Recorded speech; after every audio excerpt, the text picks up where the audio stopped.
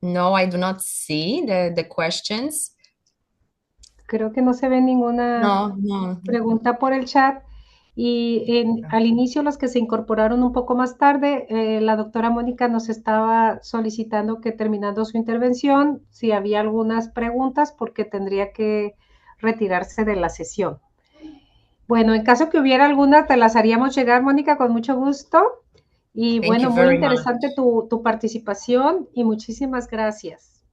Thank you very much. Muchas gracias desde Pekín ahora y vale, seguimos con las presentaciones. Muchas gracias. Muchas gracias. Muy bien, bueno, pues entonces ahora daríamos oportunidad a nuestros segundos ponentes y dado que no tenemos todavía el registro de los siguientes, pues tendríamos 20 minutos para escucharlos con todo gusto a la hora que estén listos, por favor. Perdón, no sé si yo estoy registrada. Soy Rebeca Rodríguez Minor. Es que me quedé en la lista de espera para entrar a la sesión un rato y me dejaron entrar tarde. Ah, ok, Rebeca. Bueno, entonces terminando la presentación de Daniel, seguirías tú con todo gusto. Muchas gracias. Muy bien, adelante entonces. Y muchas gracias por abrir la discusión para estas presentaciones. A diferencia de las presentaciones que se van a estar haciendo aquí para este panel, nosotros no analizamos directamente la relación entre China y Latinoamérica.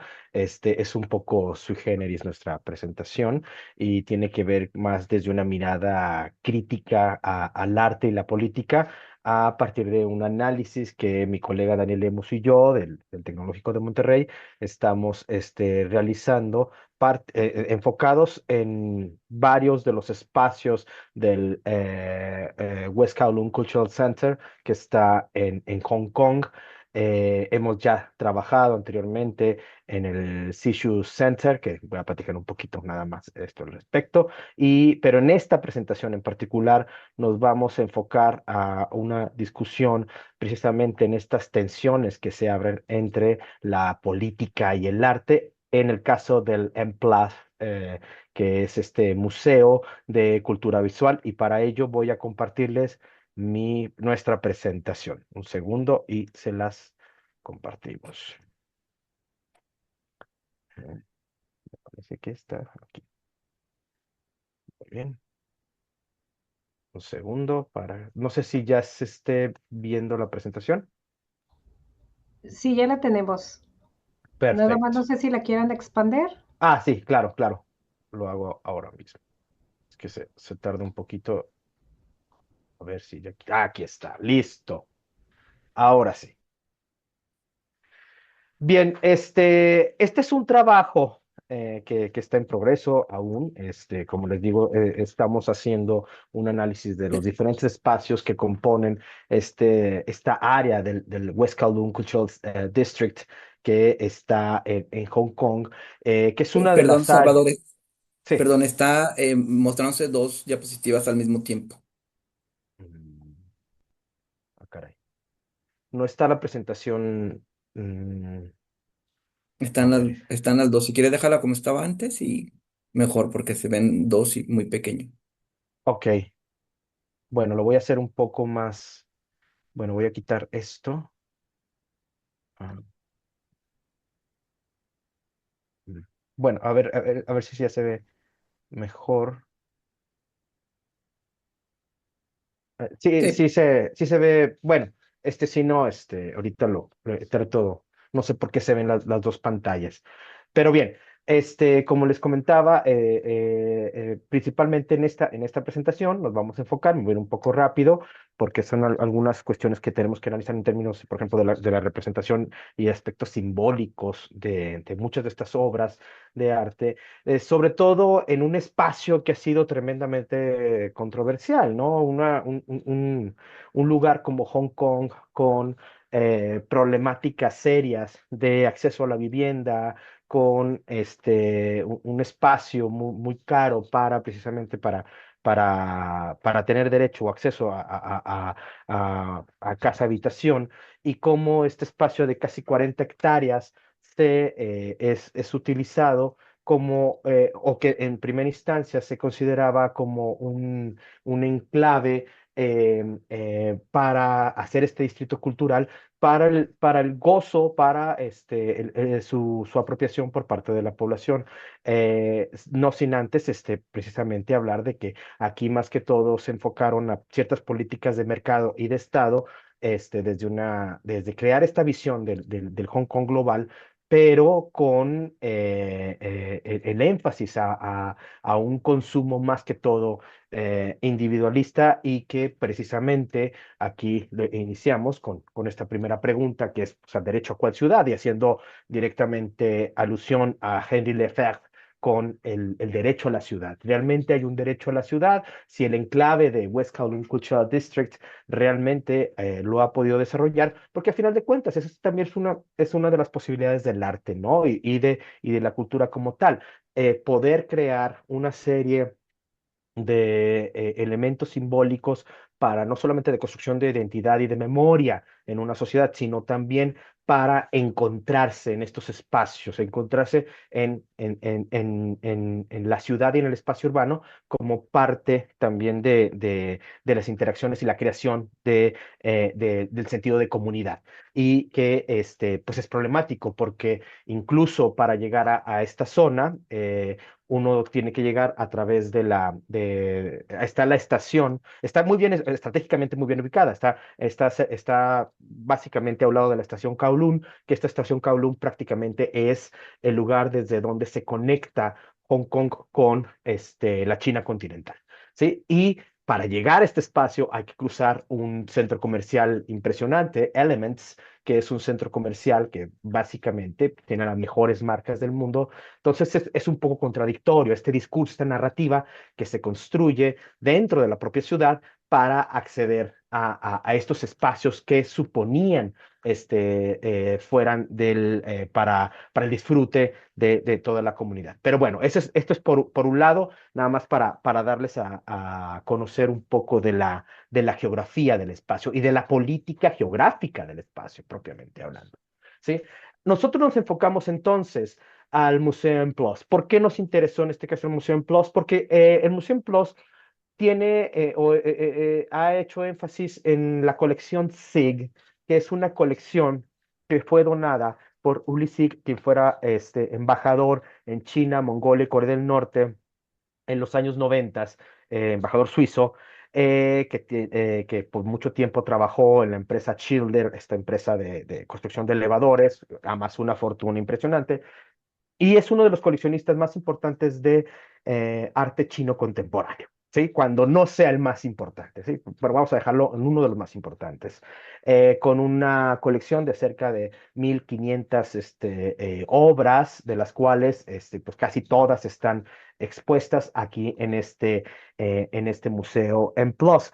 Y que precisamente este espacio del West Kowloon Cultural Center bueno, hay diferentes edificios, diferentes espacios. Está el Sibu Center,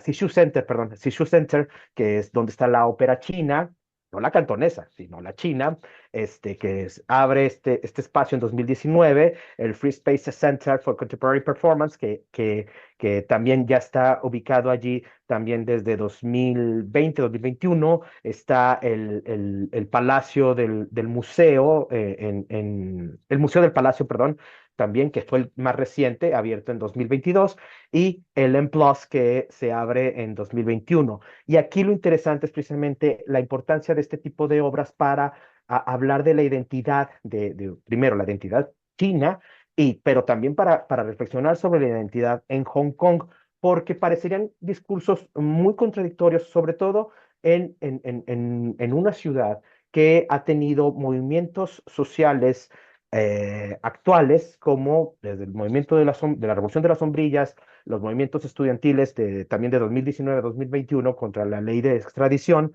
y que no se ven reflejados en estas salas del M+, que tienen salas exclusivamente dedicadas a activismo, ¿sí? Que ese es nuestro punto, ¿no? Cómo se presenta un tipo de activismo que sí habla de cuestionamientos políticos, pero que no hace alusión a los movimientos contemporáneos que se están desarrollando en la isla. Bueno, este es el contexto general de lo que les vamos a presentar y le doy la palabra a mi colega Daniel Lemus para que les hable también un poco del contexto social y político e histórico para posteriormente también mostrarles algunas de las obras y llegar al punto de lo que le queremos demostrar. Adelante, Daniel. Y pasamos a la siguiente. Les agradecemos mucho, colegas, su presencia en esta mesa. Yo voy a continuar con el tema que había iniciado el doctor Litoy y quisiera primero como compartir dos ideas previas. La primera es cuál es nuestro acertijo intelectual o cuál es la pregunta que nos planteamos al momento de explorar este tema. Y tal vez la pregunta la podemos resumir de cómo es posible que encontremos en una ciudad como Hong Kong una exposición de arte contemporáneo que hace énfasis en una transición del arte revolucionario maoísta para pasar a un arte que se vuelve una crítica.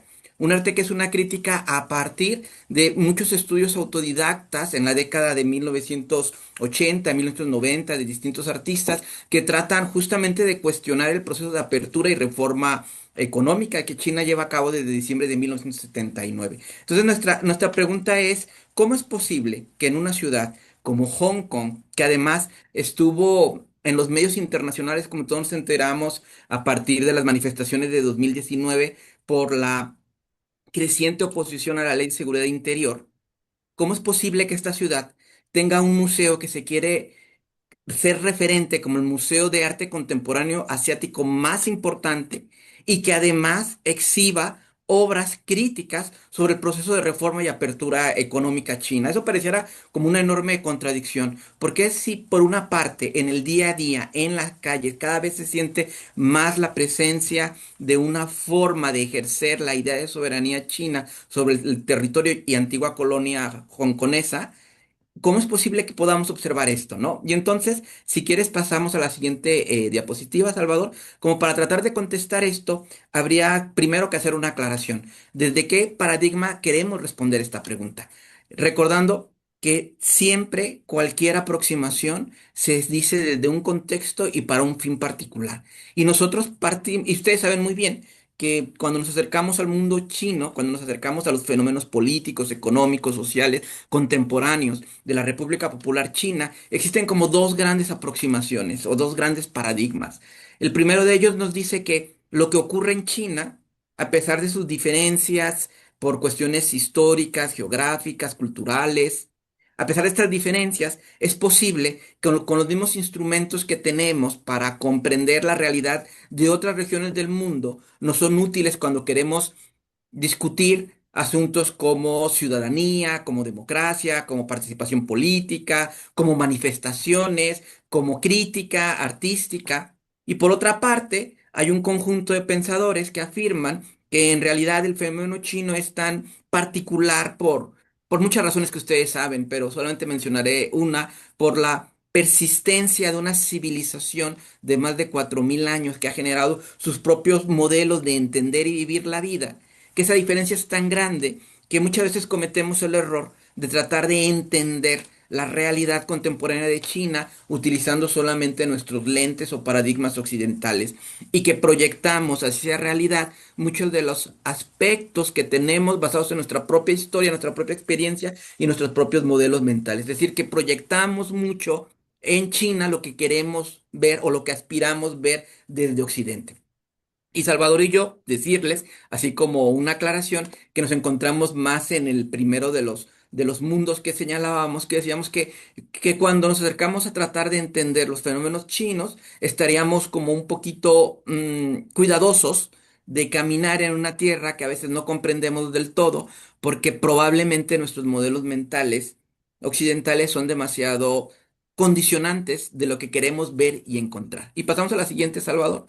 Y dicho esa primera aproximación, y para poder ver los ejemplos, me voy a ir muy rápido en esta, porque sé que otros colegas van a presentar y no queremos pues robarnos su tiempo, es tratar de dar las primeras pistas para responder a nuestra pregunta inicial, a nuestro acertijo intelectual, que era ¿por qué podemos ver una colección de arte crítica al proceso de apertura y reforma económica en una ciudad que ha sido de alguna manera mm, abrazada o contenida sus manifestaciones sociales. Y yo creo que aquí nos caería muy bien tal vez empezar con una primera aproximación entre la época de Deng Xiaoping y la época de Xi Jinping y podemos como detenernos en 4 o 5 variables que hasta ahora hemos estado explorando.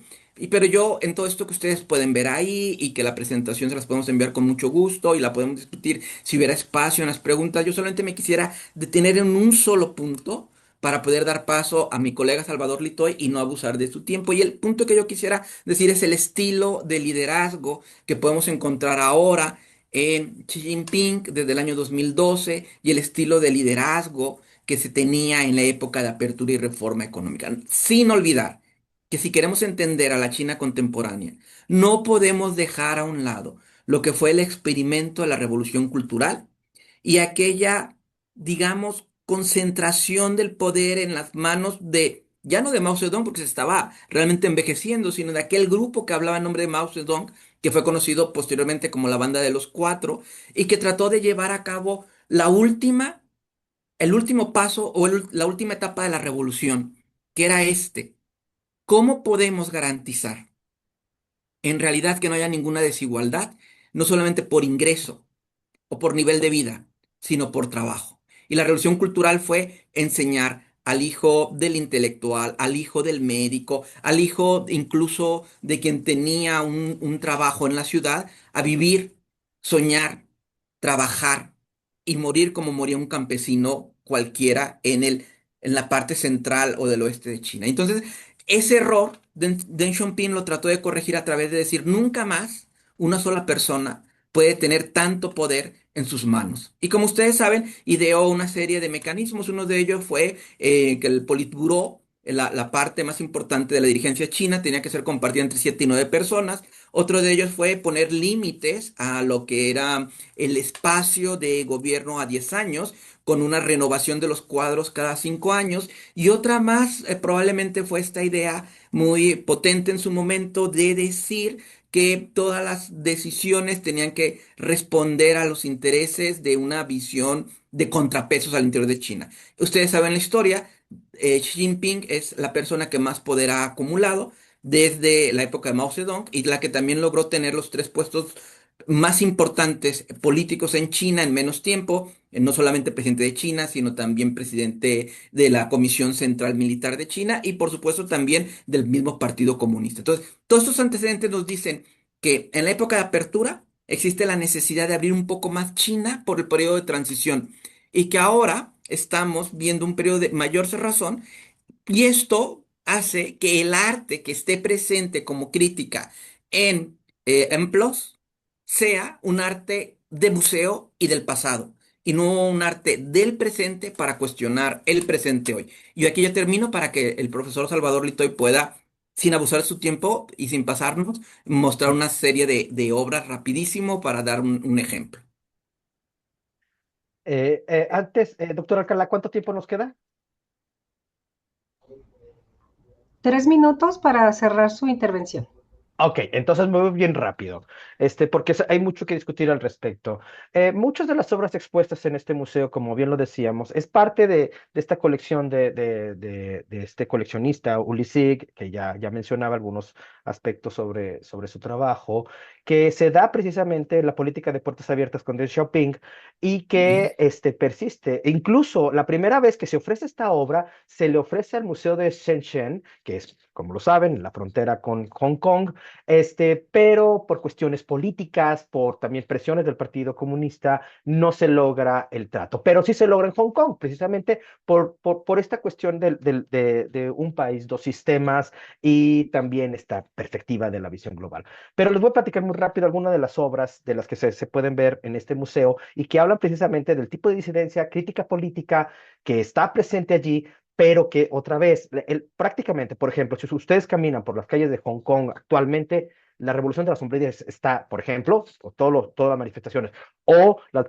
todas las expresiones de las movilizaciones de 2019, 2021, prácticamente están borradas. No hay nada, nada en la ciudad que quede algo de la memoria. Es decir, se trata de borrar la memoria también, incluso de cualquier tipo de cuestiones performáticas, de la narrativa identitaria de la isla. Pero ¿qué se queda? ¿Qué se queda precisamente todo esto que se abre durante la política de puertas abiertas? Por ejemplo, esta obra, que de hecho esta exposición, esta que están ustedes viendo, All People's Home, que es básicamente una serie de personas adultas, como en un asilo, y que son personajes históricos. Está Churchill, está Mao Zedong, está Reagan, está Juan Pablo II, está Brezhnev, está Deng Xiaoping, Franco, Hitler, y que es una crítica, por ejemplo, de cómo un cúmulo de personas básicamente pues tienen el control y el poder de millones de personas alrededor del mundo,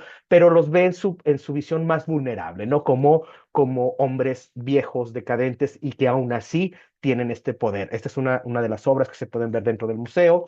Hay otras como Born 1989 en Beijing, 250%, que de hecho hace alusión a un juego de palabras, porque 250 se pronuncia, perdón por mi mal chino, como Bai Wu, que significa como tonto o idiota, y que precisamente habla de la destrucción de los ideales y las estructuras anteriores durante la revolución cultural, y cómo se reconstruye una nueva identidad, no sin antes, sin que esto fuera una crítica de la nación a la pérdida de sentido y la deformación de la humanidad en tiempos de transición.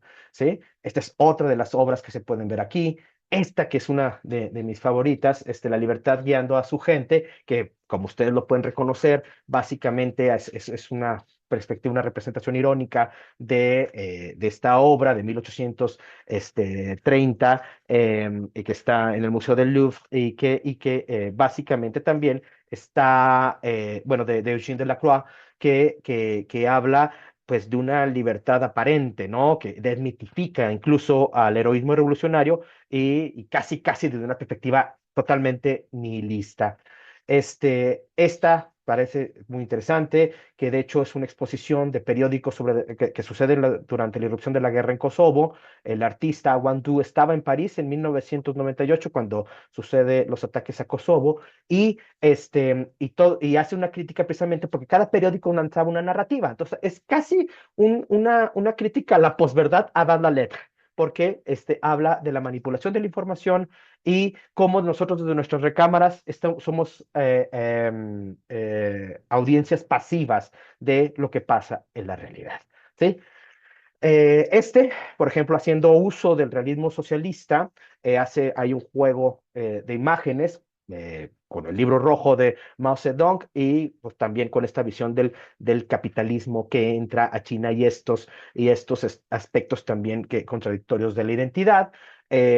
También, que es muy interesante, que es parte de una serie, Bloodline Big Family Number 17, que también habla de estas diferentes digamos, estéticas desde la revolución cultural, los padres y los hijos nacidos ahora dentro de esta política de puertas abiertas y en una sociedad china distinta. Básicamente son el tipo de obras que ustedes pueden ver aquí, pero nuevamente, todo lo que sucede actualmente en Hong Kong no está representado, por lo cual nosotros tenemos algunas conclusiones que se están trabajando. Primero, si podemos hablar de una domesticación, perdón, de la disidencia, ¿sí? ¿Hasta dónde puede ser esto observado? Esta cuestión que ya comentaba de la invisibilización de las sombrillas, de la revolución de las sombrillas, y cómo la disputa por la memoria, a final de cuentas, es un acto político. Y si haciendo también un poco un juego de palabras, y la política de puertas entreabiertas, pues también da espacio, como lo decía otro filósofo marxista, Pierre Marcheret, a entrar en estas nuevas narrativas desde las grietas de la fachada. Es decir, ¿cómo se puede crear una resistencia? Por ejemplo, la foto que ustedes están viendo, seguramente la reconocen, es este estudio de perspectiva, Tiananmen, de Ai Weiwei. Esta fotografía, por ejemplo, fue quitada del museo. Nunca llegó a exhibirse, aunque hay obras de Ai Weiwei que pertenecen a la colección, pero esta en particular, cualquier crítica directamente al régimen contemporáneo se ve, o sea, se puede criticar al pasado, se puede criticar la narrativa histórica, pero otra vez se domestica una disidencia sobre eventos contemporáneos. Entonces, eso es en lo que estamos trabajando ahora, y bueno, pues muchas gracias.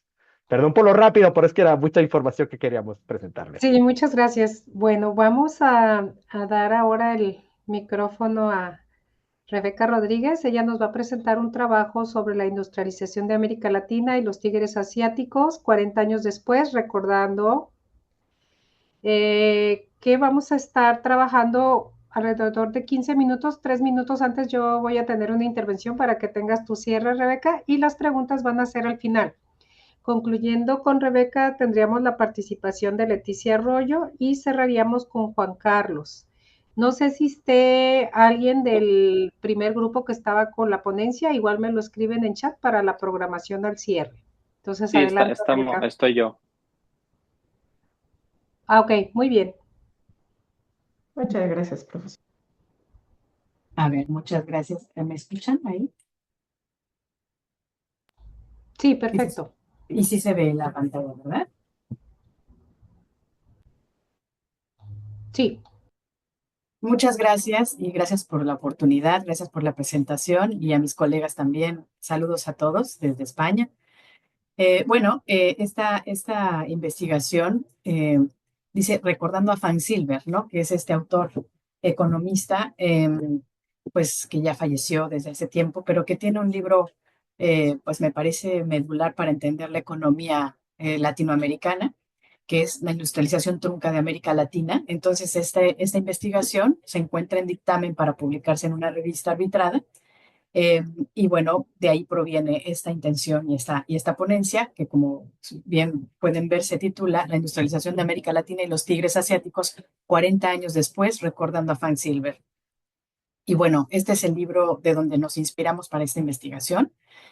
Como les decía, su nombre es La industrialización trunca en América Latina. El autor es Fernando Frank Silver. Y precisamente en este libro, él hace un análisis que me parece por demás interesante. Seguramente algunos de ustedes lo conocen bien. Entonces, su análisis es precisamente sobre las economías latinoamericanas en la época de la industrialización por sustitución de importaciones y hace una comparativa en cómo ese modelo fue aplicado en América Latina, pero también en comparativa con los tigres asiáticos. Y también mete mucho sobre los países avanzados para poder entender las diferencias entre las estrategias, digamos, desarrollistas de esas regiones y nuestra región. Hace una crítica que me parece bastante constructiva sobre esto, por nuestras limitaciones con respecto de las otras dos regiones, y por eso es que esta investigación, su objetivo central es retomar ese pensamiento del autor, cuál ha sido su argumentación al respecto del desarrollo económico y productivo de la región latinoamericana. Y bueno, principalmente la intención es hacer una evolución, ya que han pasado ya más de 40 años de esta publicación, para ver qué ha pasado con América Latina si lo comparamos, ¿no? En su evolución económica, desarrollista, industrial, con los tigres asiáticos, para ver de qué manera, pues esos procesos industrializadores en su evolución y desarrollo son o no, pues digamos, diferentes, iguales, o digamos, cuáles son las tendencias que hemos venido derivando en estos 40 años en la región que pudieran todavía hacer que las premisas del autor, de Fernando Frank Silver, siguieran siendo o no vigentes, ¿no? Entonces, en eso se centró la investigación, o sea, en origen. Y bueno, todo esto basado en las teorías de la industrialización de la CEPAL, de Raúl Prebisch, un poco también en la parte del neoestructuralismo y obviamente la teoría de la dependencia, con sus principales analistas como Fernando Cardoso, Enzo Faleto y Aníbal Pinto. Y bueno, pues nada más para hacer un recuento interesante sobre lo que es este modelo de la industrialización por sustitución de importaciones. Finalmente, como sabemos, es un modelo que busca básicamente lograr la industrialización eh, a través de la intervención estatal y, bueno, protegiendo la industria local, ¿no? La economía interna. Y todo esto con los fines de lograr, pues, una producción autónoma, de sustituir las importaciones, por supuesto, generar el consumo propio de lo que se produce y por ende un autodesarrollo. Entonces, bueno, este autor, Fernando Frank Silver, hace un análisis muy interesante sobre este modelo en estas dos regiones, en los tigres asiáticos y en América Latina, pero inicia con los países avanzados, entendiendo como países avanzados, bueno, aquí en esta imagen aparece Canadá, en su libro no está mencionado, puesto que se centra más en el análisis de cómo las economías capitalistas más potenciales después de la Segunda Guerra Mundial, como Estados Unidos, Alemania, Japón principalmente, Inglaterra, Reino Unido también, impulsaron estrategias que pudieran parecer mucho, aunque no se les determina como dentro del modelo de la industrialización por sustitución de importaciones, pero sí tuvieron muchas estrategias interesantes desarrollistas que pudieran ir pues bastante encaminadas a este modelo, ¿no? Y bueno, ellos lo hicieron de manera muy exitosa, estas estrategias desarrollistas. Igualmente, se plantea todo el desarrollo, todo el análisis sobre cómo los tigres asiáticos, que estamos hablando, por supuesto, de Hong Kong, Taiwán, Singapur y Corea del Sur, cómo estas cuatro, pues, pequeñas economías en ese entonces, estamos hablando finales de los años 50 hasta los años 70, que es la época en la que se desarrolló el modelo de la industrialización por sustitución de importaciones en los tigres asiáticos, cómo lograron a través de ese modelo desarrollarse, pues como ya lo sabemos, hasta volverse las nuevas economías industrializadas del momento, invadiendo al mundo con sus productos, ¿no? Y finalmente se hace el análisis de América Latina, que a pesar de haber también sido eh, toda América Latina, con excepción de Cuba, haber adoptado el modelo de la industrialización por sustitución de importaciones, pues nuestro resultado no fue definitivamente tan eficiente como el que lograron los tigres asiáticos. Entonces, eh, bueno, me gustaría solo destacar de manera rápida qué fue lo que en mi parecer es lo más interesante en la descripción de las estrategias desarrollistas de los países avanzados en esa misma época para poder salir de la devastación de la Segunda Guerra Mundial, y cómo el autor destaca obviamente muchas de las estrategias, pero en mi opinión una de las más interesantes es cómo dentro de los tres sectores económicos destaca la importancia del sector secundario, siendo este pues el creador de toda la tecnología de punta, la manufactura del valor agregado, los bienes de capital que van a alimentar finalmente al sector primario y al sector terciario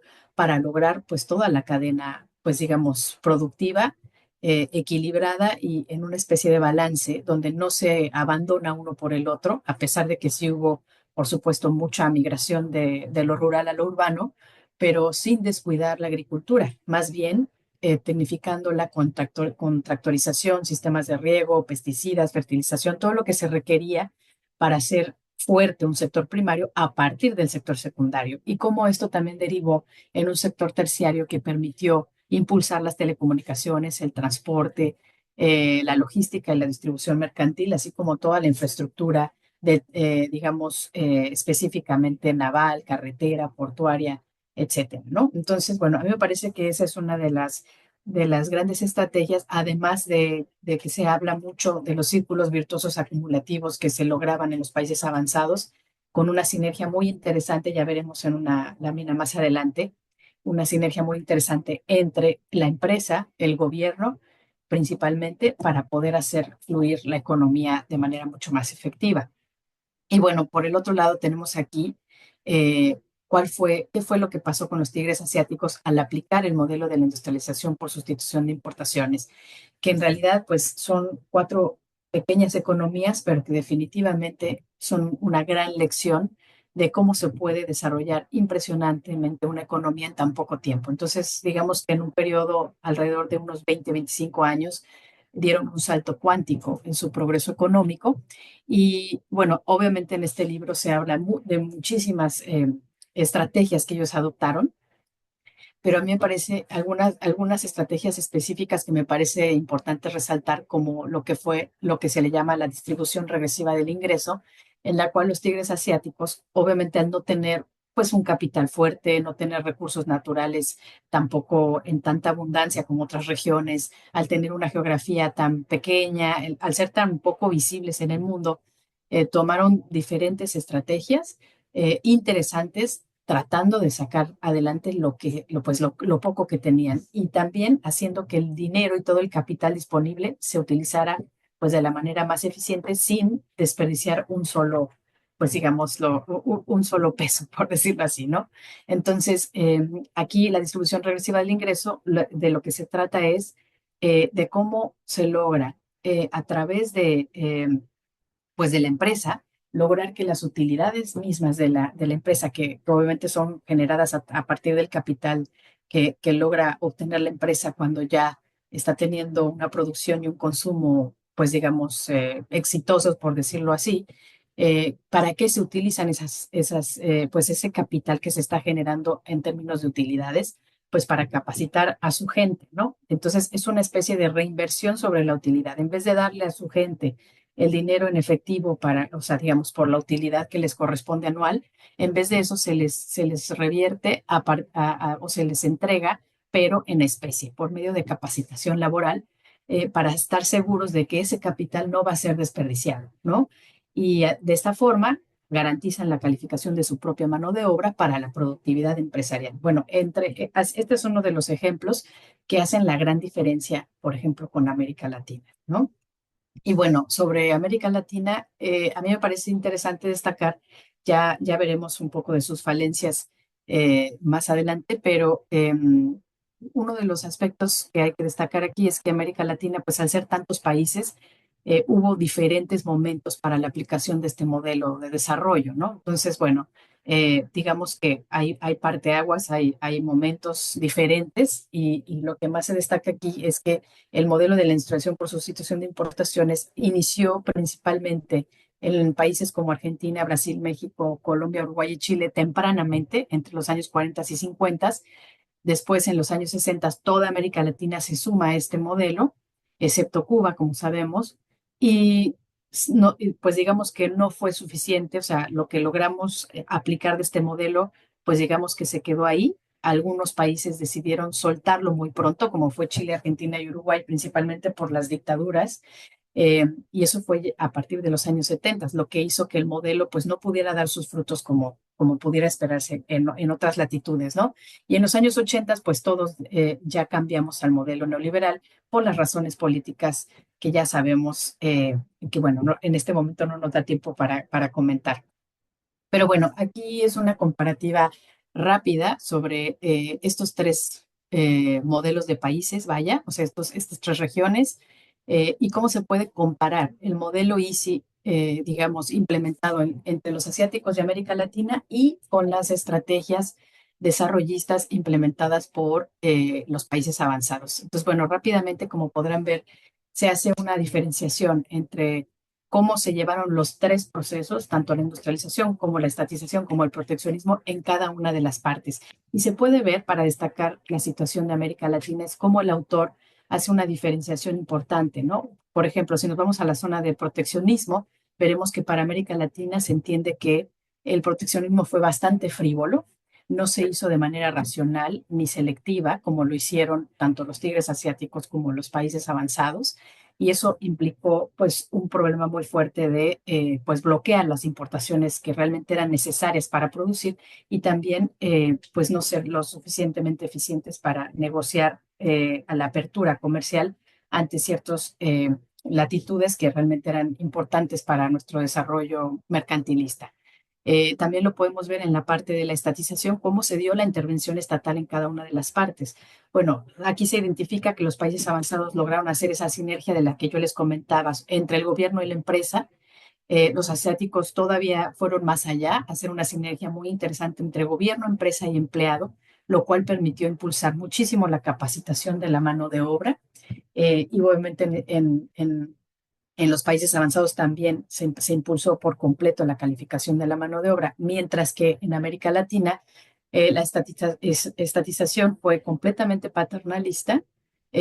Los empresarios se consideran, bueno, o se consideran tal vez hasta el día de hoy, sin una vocación realmente industrializadora, lo cual implica que todo se mantiene en una esencia de mano de obra barata, en la que la calificación y la capacitación no están hasta el día de hoy, podríamos decir, presentes en esta tendencia, ¿no? Y bueno, en la industrialización también, América Latina, pues nos quedamos a la mitad en el camino, la tecnología era bastante 3 obsoleta. minutos para su cierre. Muchas gracias. Las economías en vez de escala se volvieron de enclave y el círculo en vez de ser virtuoso se volvió vicioso, acumulativo, ¿no? Entonces, bueno, aquí nada más queremos mostrar en las siguientes láminas, dentro de nuestro estudio hemos tratado de hacer esta evolución de qué ha pasado a través del tiempo, y presentamos rápidamente algunas cifras, como por ejemplo lo que pueden ver aquí, el gasto en investigación y desarrollo en el Producto Interno Bruto. En nuestros días, pues obviamente América Latina sigue quedando muy por debajo de los principales países del mundo, incluyendo a China. Y bueno, la cantidad de patentes por país de América Latina es únicamente de 12, ¿no? Con respecto de los demás. Internamente en América Latina aquí se puede ver cuáles son los grados de industrialización que tienen los países. Y pues es terrible y lamentable ver que lo más alto que tenemos es Brasil, con solamente un 1.16% en gastos de investigación y desarrollo del Producto Interno Bruto. Es el único que rebasa el 1%. Y de ahí abajo, o sea, seguirán Argentina, Costa Rica y México entre 0.50% y 1%. Y bueno, hay de hecho países que ni siquiera tienen los datos disponibles, ¿no? Entonces, bueno, eso se refleja mucho en los resultados y por eso hicimos esta comparativa entre Brasil y México y Corea del Sur y Singapur, considerando que Brasil y México son los países más industrializados de la región y bueno, Corea del Sur y Singapur siendo tigres asiáticos que han venido evolucionando, obviamente, después del análisis que hizo Fernando Fang-Silver a través del tiempo. Y en este estudio que hicimos, se puede ver cómo a través de las décadas, Brasil y México, pues tuvieron un enorme, que sabíamos, el milagro mexicano, la época del milagro mexicano y brasileño en los años 60 y 70 fue gigante y fue justamente en este periodo del modelo de la industrialización por sustitución de importaciones y por desgracia, a partir de los años 80 con el periodo neoliberal, vemos que estamos teniendo cifras pues realmente bajas de crecimiento industrial. Mientras que lo Corea del Sur y Singapur, obviamente lo más fuerte fue también en ese periodo de los años 60 y 70, cuando ellos también aplicaron el modelo EASY, y aunque ha venido disminuyendo, pero se han mantenido en patrones mucho más elevados, en donde la mínima solo es de 3.28, que pues nosotros ya no podríamos, no hemos podido alcanzar jamás, ¿no? Después de ay, perdón, no sé si quité la presentación porque ahora no la veo. ¿La están viendo? Ah, sí, perdón. Y bueno, esta lámina muestra más o menos lo mismo, pero del crecimiento económico promedio de los cuatro países y se refleja exactamente lo mismo. A los años 2010, por ejemplo, Brasil creció solo 1.40%, México 2.33%, mientras Corea del Sur creció 5.75% y Singapur 6.86%, ¿no? Entonces, el ritmo de crecimiento industrial y económico en general ha sido muy diferente, y esto creo que sigue siendo un gran reflejo de que el modelo EASY hizo lo propio, se mantuvo de manera sostenible en esas naciones y nosotros pues no hemos podido, o sea, nos perdimos en el camino y no hemos podido retomar, ¿no? Claramente.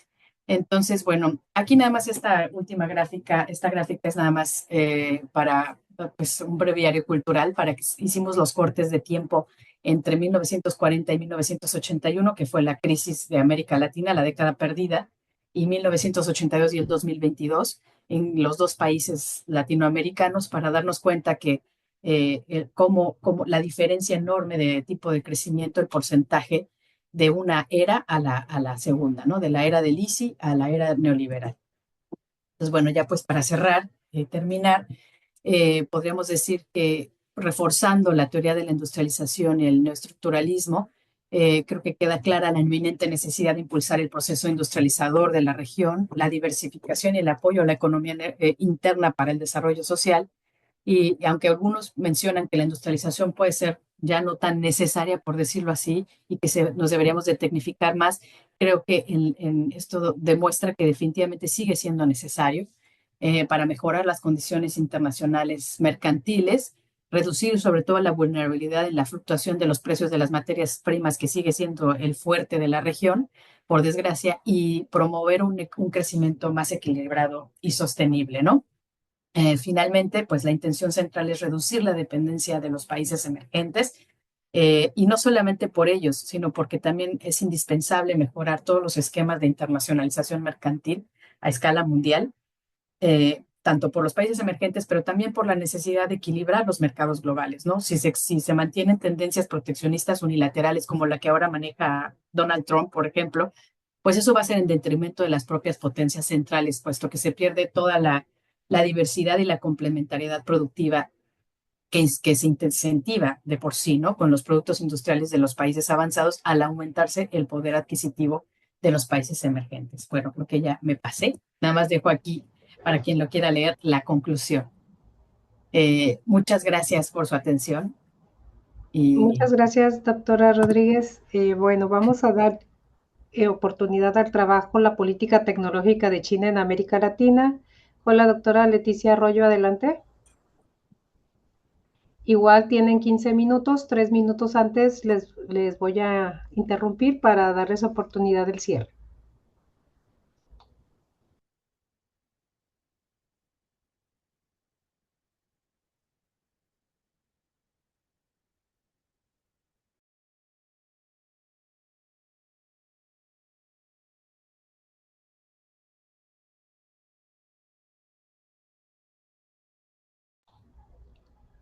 Doctora, estamos viendo su presentación, pero no la escuchamos. Creo que tiene cerrado su micrófono. Gracias, gracias. Muy buenas tardes. Buenas tardes a todos. Profesora María del Carmen Alcalá Álvarez.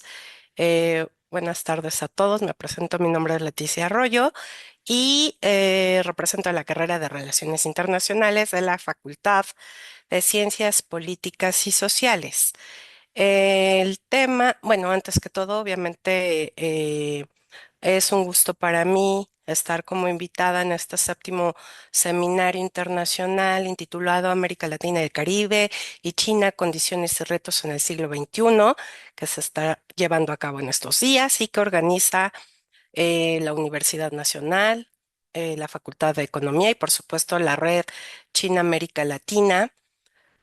Agradezco enormemente la invitación de los doctores Enrique Dussel e Ignacio Martínez Cortés para hacer la siguiente presentación, la cual se llama la política tecnológica de China en América Latina y en donde hacemos una pues presentación muy rápida, muy ejecutiva respecto a una pequeña trascendencia, o más bien una gran trascendencia que ha tenido la política tecnológica de China en nuestra región. Dividí esta presentación en pues 5 apartados, se podría decir, en donde principalmente estoy hablando sobre una problemática, después en segunda instancia, lo referente a algunos países más representativos que han invertido en investigación y desarrollo. En tercer plano, pues cuáles fueron justamente estos países que más han invertido. Después quiero hablar un poco acerca de los países más representativos que han invertido en innovación tecnológica.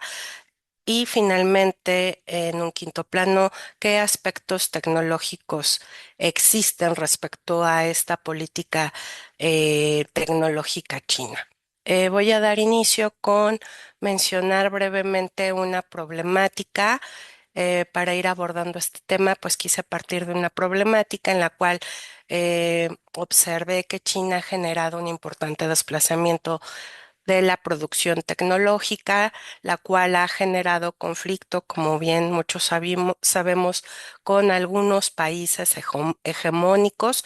Obviamente sabemos la guerra comercial que existe entre Estados Unidos y China, algunos otros más que tienen que ver con la región de la Unión Europea y bueno, pero principalmente estos, ¿no? De manera específica, la política tecnológica de China ha fomentado críticas de ciertos países, de ciertos autores y por supuesto tiene mucho que ver con lo que piensan las empresas globales o empresas transnacionales, especialmente en lo que respecta a la transferencia de tecnología y a la protección industrial, debido a que no olvidemos que China pues se mantiene en los principales lugares de generación de patentes. Pero no voy a hablar tanto de justamente las patentes ni la propiedad intelectual, porque si no pues ocupamos más tiempo, pero Sí, respecto a esta transferencia tecnológica que no existe propiamente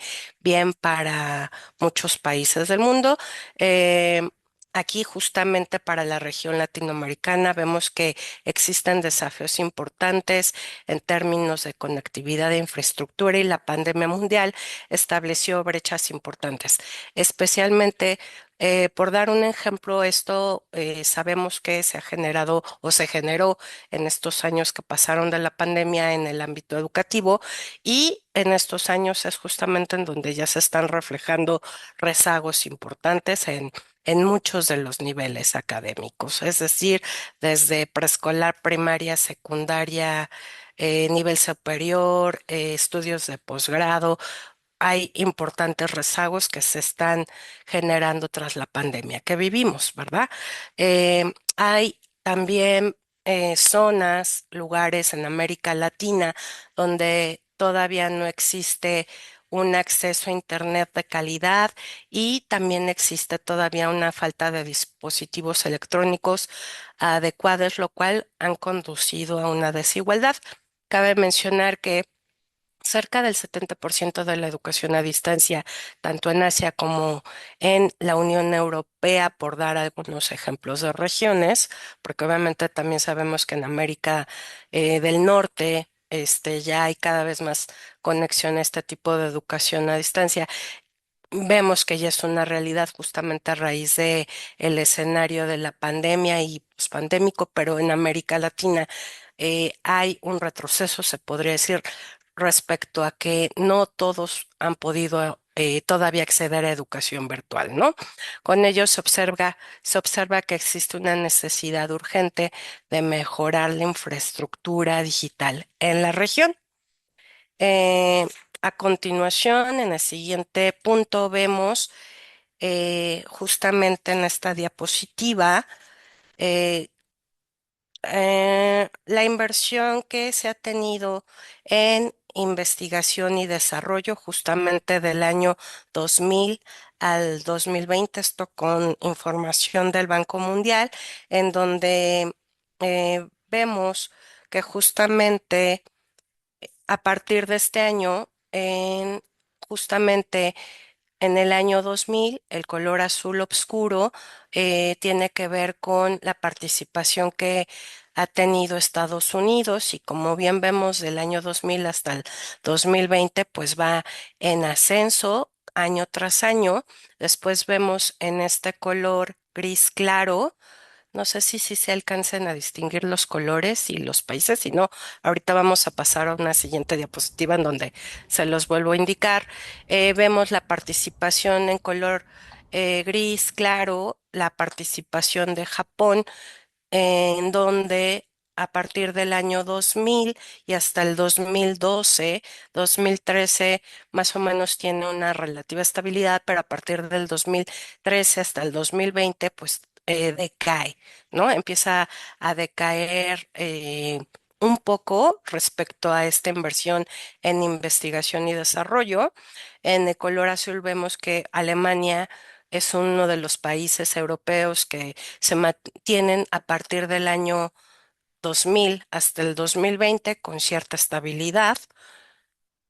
Todo este tiempo vemos que Corea del Sur, que es justamente esta línea azul claro, más o menos a partir del año 2000, pues empieza a tener una pues relativa participación, al igual que de Israel, de Brasil y de México, ¿no? Aquí, bueno, de alguna manera se muestran pues los países más representativos que en estos, bueno, en los años anteriores del 2000 al 2020 empezaron a invertir fuertemente en investigación y desarrollo y obviamente vemos o observamos la participación de China, ¿no? Que es obviamente uno de los actores principales que estamos estudiando en estos últimos tiempos y que vemos como en el año 2000 y más a partir de que empieza a tener su ingreso a la OMC, que pasó en el 2001, empieza un ascenso muy importante al grado de que, bueno, trata de ir alcanzando cada vez más rápido a Estados Unidos, ¿no? Esto es en referente a investigación y desarrollo. En la siguiente diapositiva, aquí quise volverlos a enlistar. Justamente vemos que están Estados Unidos, China, Israel, Corea, Japón y Alemania, todos juntos como región, pero me gustaría destacar que en América Latina pues tenemos pues repuntando desde el año 2000 hasta yo diría ahorita 2023, 24, por supuesto 25, pues estos tres países, de repente ahí hay cifras importantes de Uruguay, de Chile, por supuesto, pero bueno, esta información fue respecto a lo que encontré del Banco Mundial para este periodo. Más adelante vemos que respecto a innovación tecnológica es otro de los aspectos que se han también ido manifestando y tras este escenario en donde hay una fuerte inversión en investigación y desarrollo por parte de los países más potenciales, también hay una inversión muy importante respecto a innovación, en donde vemos a continuación que justamente los países que también han, pero esto ya es para el año 2024, estos son los países que también invierten enormemente eh, en innovación. En América, bueno, encontramos que está Suiza, Suecia, Estados Unidos, China, por supuesto, Singapur, Reino Unido, Corea, Finlandia, Países Bajos, Alemania, Dinamarca, Israel, Estonia, Austria, Hong Kong, Irlanda y Luxemburgo. Los agrupé aquí no propiamente porque tengan un orden específico o especial, sino que realmente lo que nos indica el Índice Mundial de Innovación que publica la OMPI, en este caso para el año 2024, sí ya va haciendo ciertas categorías de forma más específica por país, pero yo no lo menciono acá. Pero lo importante es que en todo momento sale China y por supuesto otra vez países de la región latinoamericana como México, Brasil y Chile, ¿sí? Em, de forma más esquemática, quise preparar justamente un pequeño mapa mundi en donde vemos que ya se agrupan aquí justamente ya por regiones los países, ¿no? Y vemos que en América Latina, nuevamente comento que están Brasil, Chile, México, yo por ahí también consideraría de repente Argentina, pero el índice mundial no propiamente lo pondera como dentro de los tres más importantes.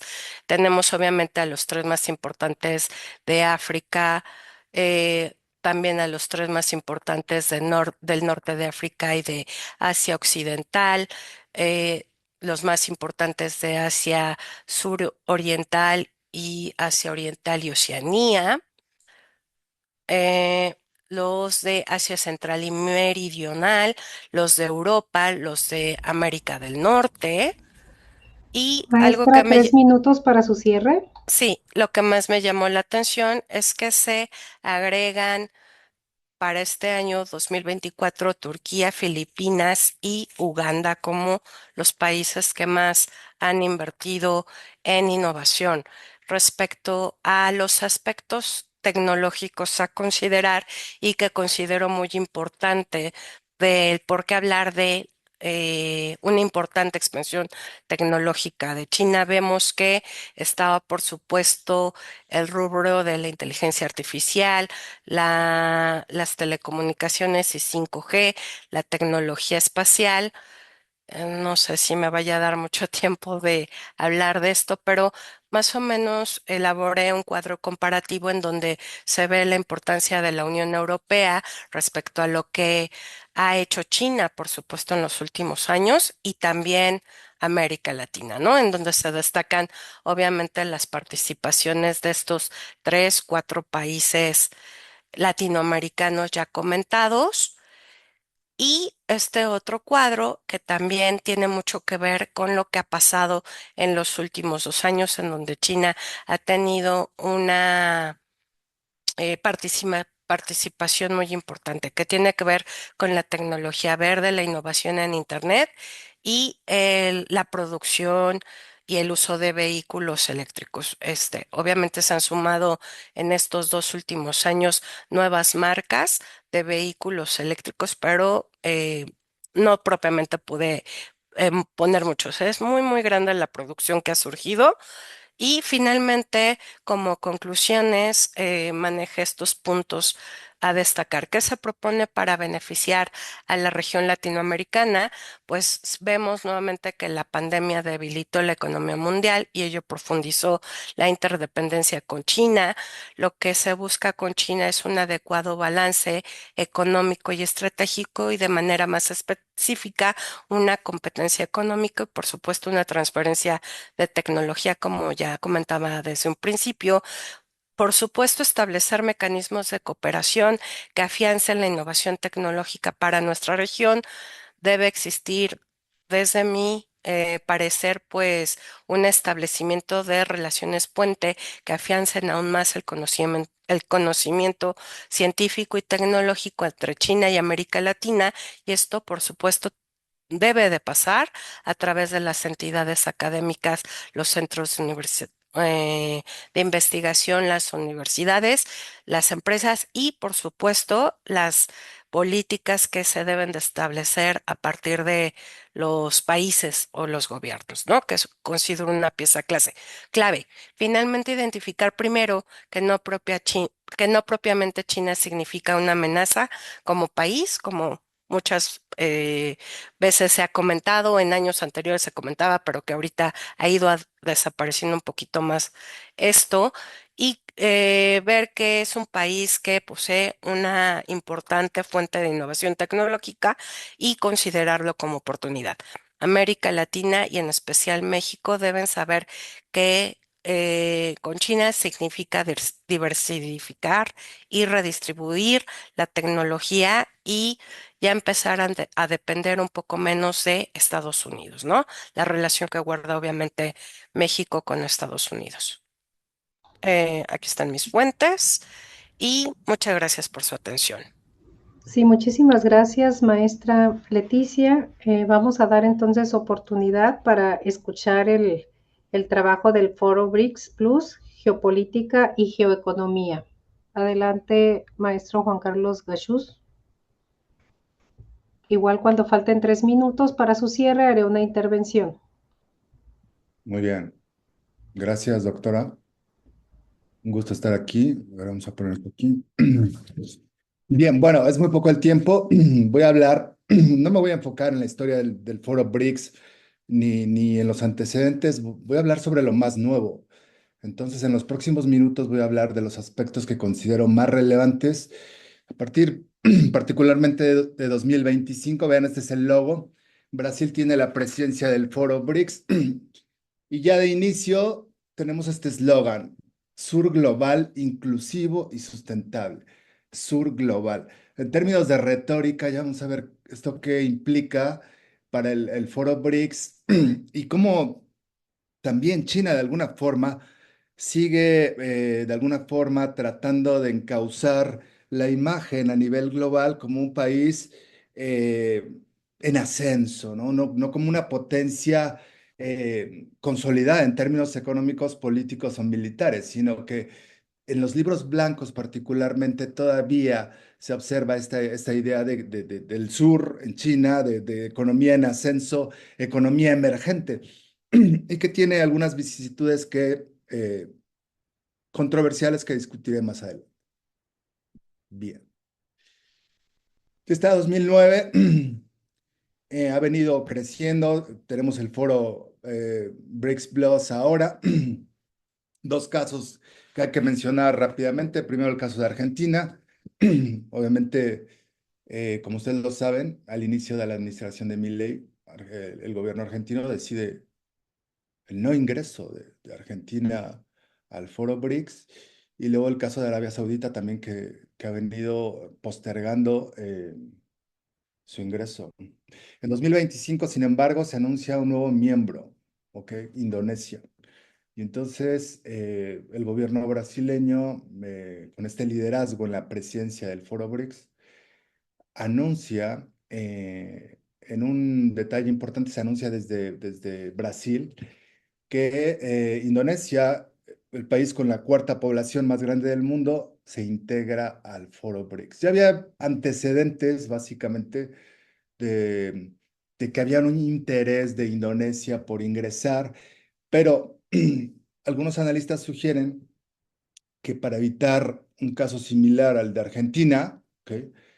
Cuando confluye una elección presidencial y un presidente el último año decide ingresar y luego el siguiente puede tener una visión diferente y entonces rechazar esta propuesta inicial, se prefirió esperar hasta el inicio del siguiente sexenio. Así es que el nuevo presidente, Subianto, está de acuerdo con el ingreso y así es como se concreta.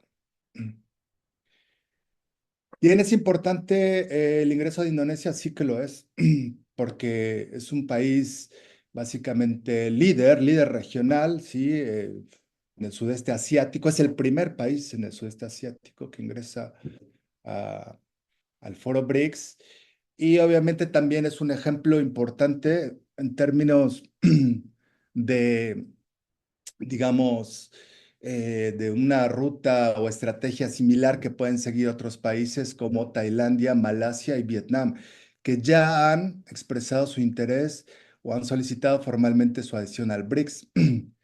Históricamente, el grupo de ASEAN había tenido un contacto o una relación estrecha con Estados Unidos y había cierta preocupación al ingreso de Indonesia, pero yo creo que esta acción abre brecha para estos países del sudeste asiático, así es que es un paso importante. Bien, ¿cuál es la evolución del foro BRICS? Entonces, parece que tiende a crecer, tiende a expandirse, ¿ok? Tenemos este contexto de fragmentación económica, nuevas alianzas, también obviamente mayor proteccionismo comercial y entonces los países deciden de forma unilateral la estrategia que mejor les acomode para enfrentar este contexto de fragmentación.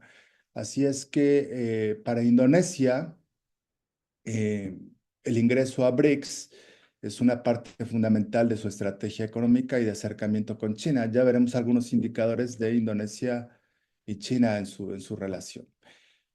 Bien, un importante país en desarrollo, una fuerza importante en el sur global. Indonesia tiene una buena relación con países occidentales y creen que la inclusión de este país básicamente en el foro BRICS puede traer un balance equitativo incluso al mismo interior del foro BRICS.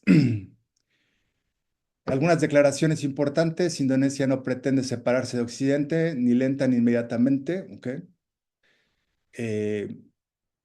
Algunos analistas también consideran que la esencia de la política exterior de Indonesia, en efecto, la economía está cada vez más enfocada hacia China, pero no significa hasta un rompimiento y va a haber mucho trabajo diplomático para que Indonesia mantenga su relación, sobre todo con Estados Unidos y la Unión Europea. Un efecto equilibrador dentro del foro BRICS, manteniendo sus vínculos con Estados Unidos y con la Unión Europea. Entonces están tratando de minimizar un poco este paso, pero es evidente que en el fondo se busca un reforzamiento de la relación de Indonesia con China, que ya es su principal socio comercial. Tenemos 10 miembros ahora: Brasil, Rusia, India, China. Sudáfrica, Egipto, Etiopía, Indonesia, Irán y los Emiratos Árabes. 10 miembros plenos del Foro BRICS. Pero lo más nuevo es esto. Tenemos 8 países que están muy cerca de ingresar al foro. Y entonces vemos algunos casos súper interesantes para América Latina. Vean, está ahí ya Cuba en una situación de emergencia económica, cortes de electricidad casi todos los días. Bolivia también, muy cercanos de entrar. Hay fuentes que indican que Lula está gestionando, como lo hizo con Argentina, está gestionando ante Xi Jinping la entrada de estos 2 países latinoamericanos y tratar de agilizarla. Luego abajo tenemos Malasia y Tailandia. Vean lo que comentaba al principio, que la entrada de Indonesia, pues obviamente sirve de alguna forma como catapulta para que otros países de la región eh, entren al foro BRICS. Bielorrusia y Uzbekistán, Kazajstán, Asia Central, obviamente para Rusia es importante tenerlos como socios económicos. Estos países han avanzado en su relación económica con China y entonces hay interés de Rusia y de China porque estén dentro. 18 miembros, tomando en cuenta los miembros plenos y los partners, los asociados, 41% del PIB mundial, ¿ok? 41% del PIB mundial, es decir, esto es un movimiento histórico. Ahí está, sí, el porcentaje del GDP en ascenso. Si tomamos a los 10 miembros plenos, también es muy representativo la participación global del Producto Interno Bruto de estos países. Así es que el foro BRICS deja de ser un foro, digamos, de importancia menor en términos de geopolítica mundial y cada vez se consolida como un esquema institucional de contrapeso a Occidente. En conjunto, los miembros del G7, 29% del PIB mundial, y los miembros y socios del BRICS representan el 41% de la economía mundial. También un dato fundamental, ¿ok? Ahí está la comparación, BRICS, G7. Vemos que a partir por ahí de 2013 se da este cruce, esta intersección, donde la participación del foro BRICS tiende a incrementarse de forma exponencial. ¿Por qué es importante Indonesia? Bueno, ahí ya lo mencioné con respecto a su población, pero también es un país altamente rico en materias primas, particularmente el níquel, que es fundamental en la industria automotriz que se mencionaba en la presentación anterior y que para China resulta fundamental, ¿ok? Sobre todo en la elaboración de paneles solares, China es líder mundial en la producción de paneles solares y entonces algunos minerales de Indonesia son fundamentales y obviamente explican el porqué del interés de China para adherir a Indonesia al foro BRICS. Ya hay muchas empresas estatales chinas y privadas también en Indonesia y entonces esto viene a reforzar básicamente la relación.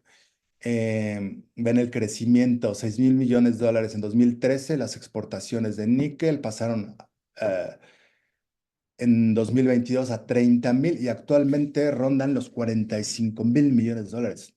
Es una industria gigantesca, ¿ok? Y cabe señalarlo, hay avances importantes de Indonesia con respecto a la elaboración de productos de valor agregado, es decir, comienzan a elaborar productos que tienen relación con el níquel y la elaboración de paneles solares, de baterías, etcétera. Y entonces no solamente exportan el níquel como materia prima, sino que hay un avance fundamental en la manufactura. ¿Y el níquel por qué es importante? Bueno, porque es escaso, ¿ok? Aquí están en esta gráfica los principales productores, vean. Y entonces Indonesia es por mucho el principal productor de níquel a nivel mundial. Y entonces para China esto es fundamental porque ellos producen también níquel, pero vemos por acá, deben estar 3, 4, 5, 6, 7 en el lugar 7, muy por debajo de Indonesia. China, principal socio comercial de Indonesia, ¿ok? Y también en términos de importaciones y de exportaciones también, principal socio dentro del ASEAN. Así es que este acercamiento no es ninguna casualidad. Indonesia apuesta en este contexto complejo eh, por reforzar su relación con China y también manda un mensaje a toda la ASEAN de que este paso puede ser posible y que uno de los países más grandes de la región esté dentro, le da confianza a los demás países más pequeños. Bien, hay algunos asuntos rápidamente ya para terminar que siguen siendo controversiales al interior del BRICS. No hay una uniformidad total, particularmente con derecho a la desdolarización o el Tienes plan maestro. de disminuir gracias, de disminuir la importancia del dólar como moneda global, etcétera, y iniciar una nueva política hacia una eventual moneda al interior del banco, del foro BRICS. Hay discrepancias, ok, particularmente India. Aquí lo pongo rápidamente. Hemos dicho que en India nunca ha apoyado la desdolarización, no hay ninguna propuesta para tener una moneda BRICS. Estados Unidos es nuestro principal socio comercial, no tenemos ningún interés en debilitar el dólar. Es decir, la política financiera que podría tomar el Foro BRICS no puede caracterizarse como uniforme en el sentido de que todos los países tengan el mismo interés. El mismo caso de Brasil también sería importante analizarlo, aunque ahora ya no hay tiempo. Bien, básicamente, sí, en este contexto finalmente tenemos entonces las políticas de Estados Unidos que causan fragmentación, incluso dentro de bloques aliados y que tienen impacto global. Entonces, ello ha dado pauta para que nuevos esquemas a través de esquemas regionales, haya nuevos liderazgos, nuevas alianzas, y yo creo que el caso de Indonesia se circunscribe precisamente en este contexto. Trump amenaza con tarifas del 100% a los BRICS si intentan reemplazar el dólar, ¿no? La amenaza es directa y aquí yo creo que es particularmente importante para Brasil, para Brasil. Ellos sí que estarían, yo creo que en una situación muy problemática si enfrentaran políticas restrictivas de Brasil, no tanto para los otros países asiáticos, porque eventualmente el mercado regional cada vez comienza a tener una sustentación más sólida en términos del liderazgo de China e India. Pero en el caso de Brasil sí que parece difícil. Obviamente China es el principal socio comercial de Brasil, pero yo creo que se complicaría por una serie de factores políticos y geopolíticos. 60% de la población mundial, recursos naturales, el foro BRICS cada vez creciendo. No me dio tiempo de hablar más sobre el acuerdo de cooperación de Shanghái, que es la parte estratégica militar en la estrategia de China hacia el exterior. Eso quizás se pueda preguntar o se pueda consultar en las preguntas. Pero bueno, yo creo que aquí lo dejo. Ojalá les haya parecido interesante esta breve reflexión. Muy bien, muchísimas gracias. Bueno, vamos a dar espacio a la última presentación. Les recuerdo que pueden escribir ya sus preguntas en el chat porque ya vamos un poquito justos de tiempo. Y bueno, ahora vamos a ver el trabajo titulado El liderazgo de China en el BRICS Plus y su influjo en América Latina y el Caribe. Nos presenta Eduardo Crivelli. Adelante. Igual, Eduardo, cuando te falten 3 minutos, tendré una intervención para tu cierre.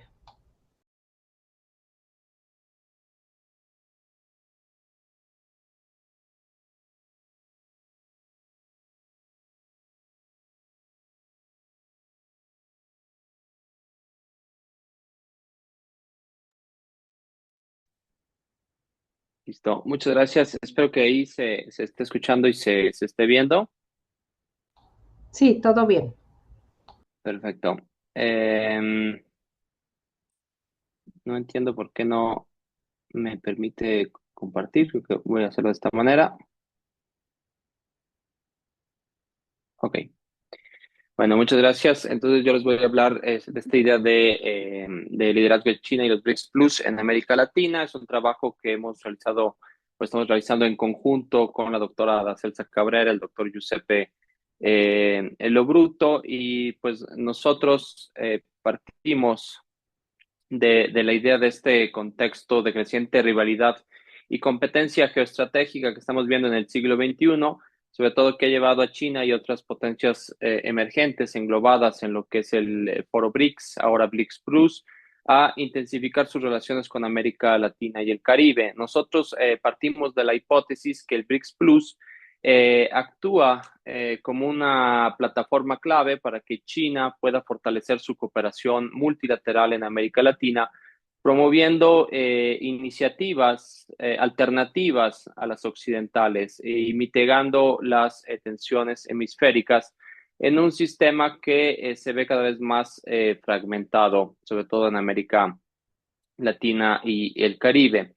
En este sentido, nosotros partimos de una discusión sobre la idea de liderazgo en las relaciones internacionales, recuperando pues estas ideas que los autores más realistas tienden a considerar el liderazgo desde el poder estatal. También por ahí tendríamos esta idea un poco desde la economía política sobre una potencia líder es necesaria para evitar un caos en la economía y en las finanzas internacionales, lo que da origen pues a lo que sería la teoría de la estabilidad hegemónica, como luego la desarrollarán, por ejemplo, Gilpin, Krasner, etcétera. Desde las perspectivas más liberales también tenemos esta idea de que quizás ya no exista una hegemonía, un estado hegemónico, sino que estaríamos entrando en una era post-hegemónica donde sería crucial el rol de las instituciones y los actores no estatales, como lo planteaban Keohane y Nye en la década de los 80, o Nike incluso se propone esta idea de una especie de liderazgo inteligente basado en una mezcla entre el poder duro del Estado y un poder más blando, soft power, etcétera, ¿no? Tenemos una crítica a estas ideas que pues son las críticas estructurales que venían planteando, por ejemplo, Robert Cox, Wallerstein o Arrighi, pues sobre la idea de liderazgo se vincula necesariamente a la idea de la hegemonía, ¿no? Y las hegemonías históricas con consecuencias pues estructurales y sociales a partir de los centros de acumulación de capital a escala mundial. Pero lo que parece estar sucediendo es que China desafía todas estas cuestiones, ¿no? Porque lo que parece que hace una China emergente es, por una parte, desafiar el orden liberal, y esto ha llevado a algunos analistas, por ejemplo, el mismo Joseph Nye, a pensar en una especie de trampa de Kindelberger, es decir, China no asume las responsabilidades de un líder hegemónico internacional, por tanto, no estaríamos en un momento en el que falta una especie de líder en el sistema internacional, pero existe un vacío porque China no quiere asumir ese rol. Y entonces esto nos llevaría a esta especie de punto muerto en la política internacional. Sin embargo, lo que estamos viendo es que China promueve alternativas geopolíticas que no necesariamente se enmarcan en la idea de hegemonía, ¿no? Y lo que más bien parece que hace China es que impulsa un potencial transformador, como planteaba Hirschman. Quizá el liderazgo no se vea o no se deba ver desde la perspectiva de la estabilidad, sino precisamente desde la inestabilidad, ¿no? China como un líder del sur global que lo que intenta hacer es desestabilizar ese sistema eh, hegemónico, pero que no necesariamente China asumirá el rol hegemónico. Y entonces eso nos generaría una lectura de lo que está sucediendo que sería pues distinta, por lo menos en estos términos. En este sentido, podemos ver cómo China pues se debate en esta idea entre el liderazgo y la hegemonía, sobre todo a partir de un concepto que nosotros recuperamos de Samir Amin, sobre el despertar del sur, ¿no? En el sentido en el que el sur global, históricamente dominado y explotado por potencias coloniales o neocoloniales, está comenzando a resistir y está comenzando a buscar vías autónomas de desarrollo político, económico y cultural. Y esto lo podemos ver en la política internacional, por ejemplo, comparando las instituciones que han ido desarrollando los Estados Unidos como parte o anclaje fundamental de su hegemonía desde la segunda mitad del siglo XX y instituciones que también está desarrollando China en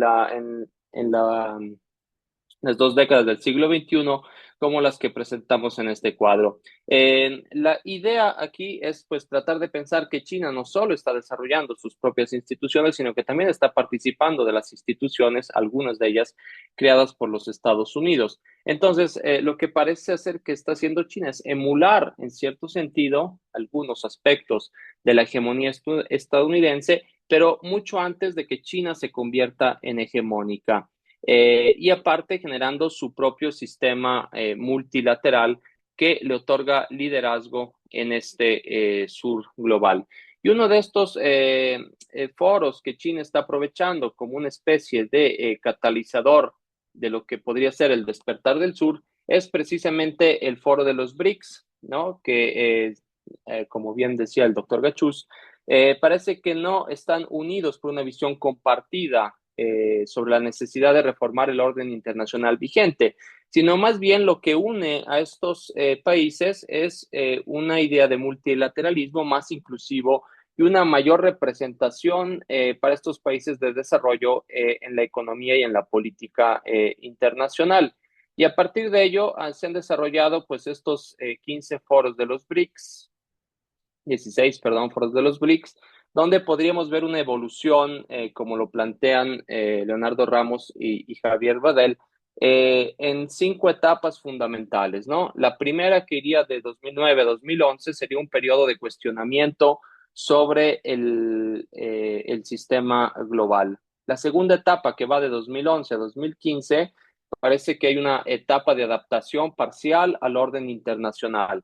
Entre 2015 y 2019 lo que estamos viendo es un enfriamiento de las relaciones de estos miembros que se da precisamente durante la pandemia entre 2020 y 2022 y finalmente tendremos esta fase de expansión bajo el formato de los BRIC Plus desde 2023. Ahora, en esta última fase, lo que bien está destacando pues son las tensiones internas que ponen en entredicho la cohesión del grupo. Ya se mencionaba la idea de la Argentina de Javier Milei, que termina por no ingresar, Arabia Saudita, que mantiene una posición ambigua en esta cuestión, y también tenemos el papel de Rusia, que por ejemplo vetó el ingreso de Venezuela a pesar de que China y Rusia respaldaban esta iniciativa, ¿no? Pero apoya otras iniciativas, por ejemplo, la de Cuba y la de Bolivia. Entonces, el foro de los BRICS está lejos de ser lo que pensó Jim O'Neill, que fue el que lo propuso, ¿no? Como haciendo un juego de palabras entre la palabra brick, en inglés ladrillo, y un bloque sólido alternativo al G7 o alternativo al dominio occidental. En la realidad lo que vemos es que este bloque geopolítico es bastante flexible, ¿no? Heterogéneo. Y China juega un papel central en la cohesión de este bloque a través de una especie de soft power que ofrece alternativas al dominio financiero occidental y fortalece los vínculos económicos entre sus miembros, como lo notan los datos, ¿no? Según la UNCTAD, por ejemplo, China es el principal inversor intra-BRICS, lo cual también pues es interesante. Entonces, China es líder dentro del foro de los BRICS y lo que entonces estaríamos planteando aquí es que China también utilice este foro de los BRICS para mantener un liderazgo en América Latina. Pensando entonces en el liderazgo de los BRICS, de China dentro de los BRICS y luego el BRICS, cómo actúa en América Latina, pues vemos que América Latina se convierte pues en una especie de terreno en disputa entre un reposicionamiento geopolítico o reconfiguración hegemónica de los Estados Unidos y la nueva alternativa que están planteando los BRICS. Tenemos los principales acuerdos que los Estados Unidos han implementado, como el Tratado de Libre Comercio de América del Norte, reformado en TEMEC, y otros acuerdos bilaterales.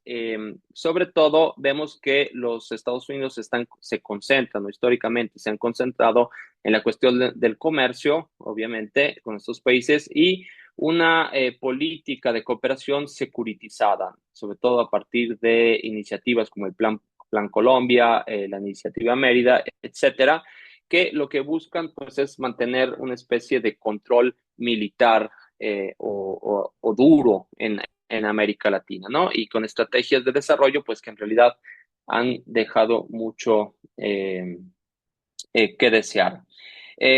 En cambio, los BRICS Plus en América Latina, pues vemos que se han encargado pues de mantener acuerdos con Mercosur. Por ahí tenemos Brasil, que es un miembro de Mercosur, la India, que también tiene un acuerdo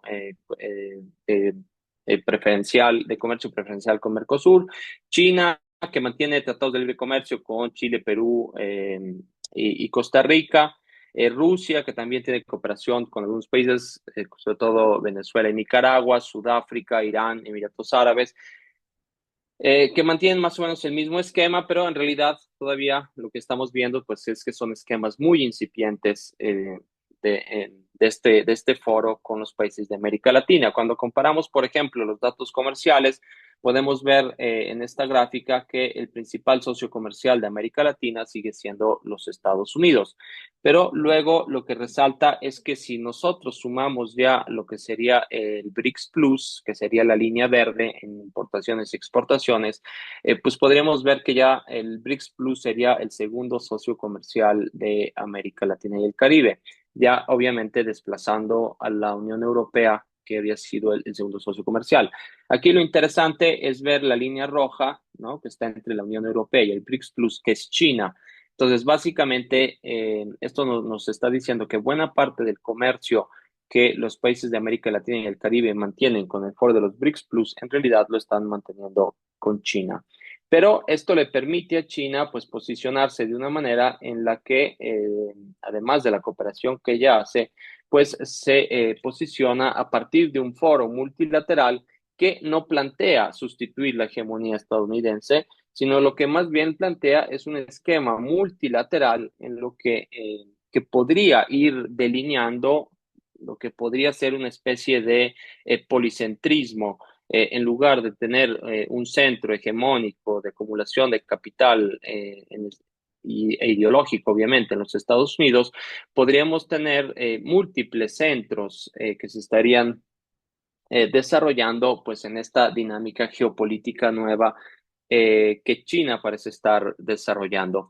En este sentido, entonces, la discusión que obviamente queda abierta es si estaríamos ante la decadencia de la globalización impulsada por los Estados Unidos, podríamos llamarla la globalización neoliberal, y si paralelamente está surgiendo una especie de globalización con características chinas, y entonces tendríamos una especie de choque de globalizaciones, o si más bien desde dentro de la misma globalización neoliberal impulsada por los Estados Unidos, China está utilizando esas mismas herramientas para generar o darle un nuevo sentido a la globalización. Y entonces estaríamos hablando no de una nueva globalización, sino de una reglobalización, donde actores como América Latina, África, Asia, etcétera, pues tendrían un papel cada vez más importante en el esquema de desarrollo chino.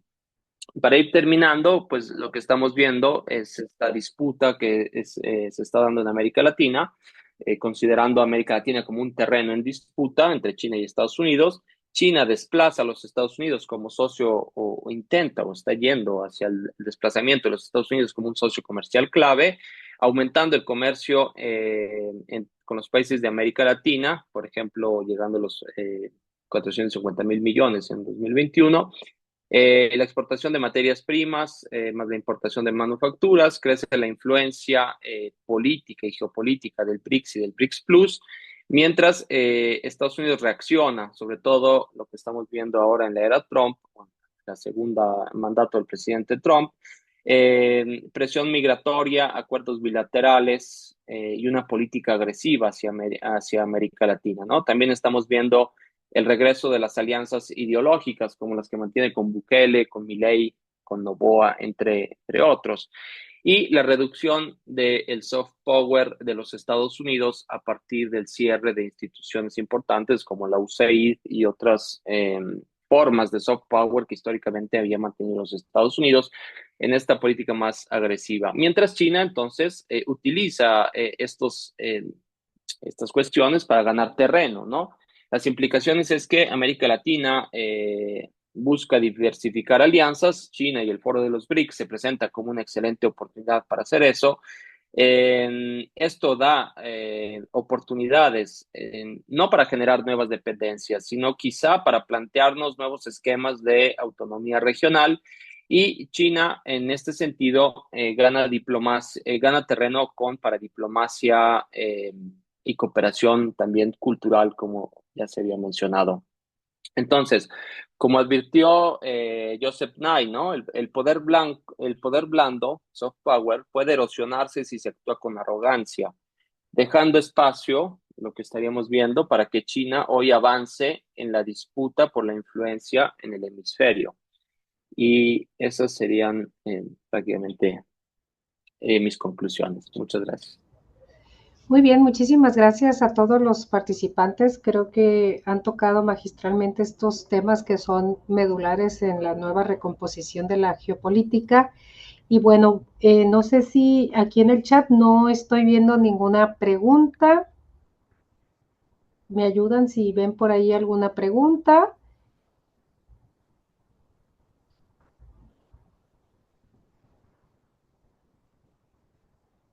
Parece que no. Antes de cerrar la mesa, si gustan, vamos a dar espacio de 1 minuto si quieren tener una intervención final por algo que haya quedado por ahí y pasaríamos ya a la clausura de nuestra mesa. Entonces, no sé, cómo por el orden de exposición, si quieren tener una intervención más, muy breve para hacer el cierre y estar concluyendo a las 6:20.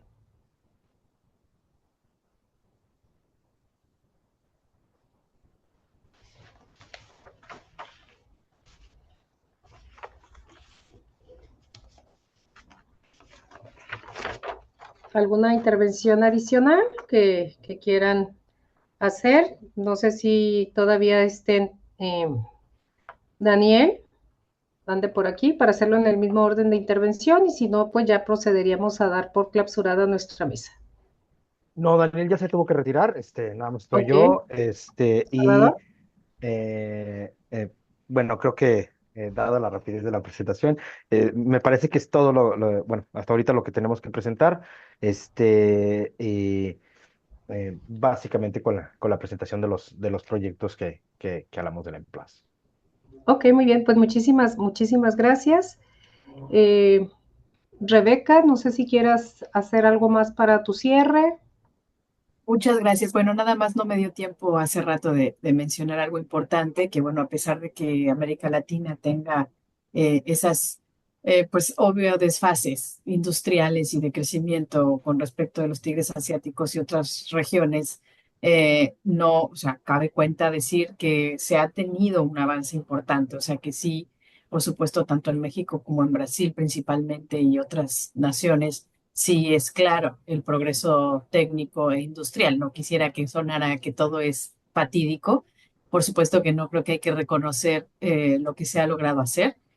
Sin embargo, pues por supuesto queda mucho por, por, pues digamos, por desarrollar para tener esos alcances como lo han hecho estas otras regiones, en específico los tigres asiáticos, ¿no? Entonces, me cierro solo diciendo que creo que muchas de las premisas de Fernando Van Silber que detectó hace 4 décadas todavía están presentes, pero importante mencionar que la transformación industrial y la productividad están ahí y ha sido un progreso importante de los países, aunque no al nivel como esperaríamos. Solo eso. Muchas gracias. Sí, muchísimas gracias. Maestra Leticia, ¿algo más que quiera sumar para su cierre? Gracias, profesora Alcalá. Pues coincido enormemente con la profesora Rebeca Rodríguez, que efectivamente creo que en los últimos 3 años, creo yo, considero que para la región de América Latina, en especial para Argentina, México, Brasil y Chile, sí ha habido avances significativos, que hay mucho por avanzar. Lo que pasa que también geográficamente hablando, las distancias y las infraestructuras y muchas cosas, los dos océanos que nos separan, realmente no nos ayudan mucho en comparación a todas las demás regiones del mundo, ¿no? Hay una inversión extranjera ya muy fuerte en África, entonces finalmente están más cerca ellos que nosotros y principalmente eso, que se tiene que seguir trabajando mucho por parte de los gobiernos latinoamericanos para seguir aprovechando la presencia china en nuestra región. Solamente eso. Gracias.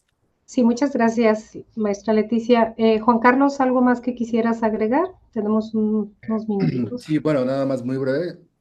En términos teóricos, en términos de las teorías de relaciones internacionales, creo que existe ahora un contexto muy interesante para replantear algunos de los preceptos, por ejemplo, del pluralismo político, precisamente de Joseph Nye, y analizar nuevas versiones de realismo político en su parte más cruda y más egoísta en términos de estrategia política, reconfiguración, procesos de desintegración también de Robert Cox. Y creo que finalmente estamos en un contexto interesante, ¿no? En términos de reto intelectual para tratar de dar una nueva interpretación teórica a estos temas que fueron muy interesantes de toda la mesa y en ese sentido felicidades a todos los colegas. Muy bien, muchísimas gracias, Eduardo.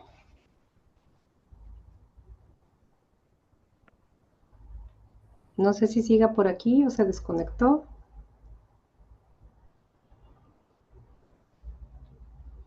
Bueno, muy bien, pues entonces ya creo que no está por aquí conectado o no nos escucha. Pues con esto quiero felicitarlos a todos por sus exposiciones tan puntuales y pues definitivamente, como comenta Juan Carlos, pues quedan muchos temas que se tienen que empezar a retrabajar para tener nuevas interpretaciones y poder dar desde la academia, pues ahora sí que visiones pues pertinentes con esta realidad y con esta recomposición del entorno, ¿no? Entonces les agradezco mucho su participación, un gusto haber convivido con ustedes esta tarde y estar aquí moderando esta mesa. Muchísimas gracias al doctor Ignacio por la invitación y bueno, pues esperemos estarnos viendo pronto. Muchísimas gracias a todos. Muchas Buena gracias. tarde. Gracias. Hasta Gracias luego. a Hasta luego. todos. Gracias, hasta luego.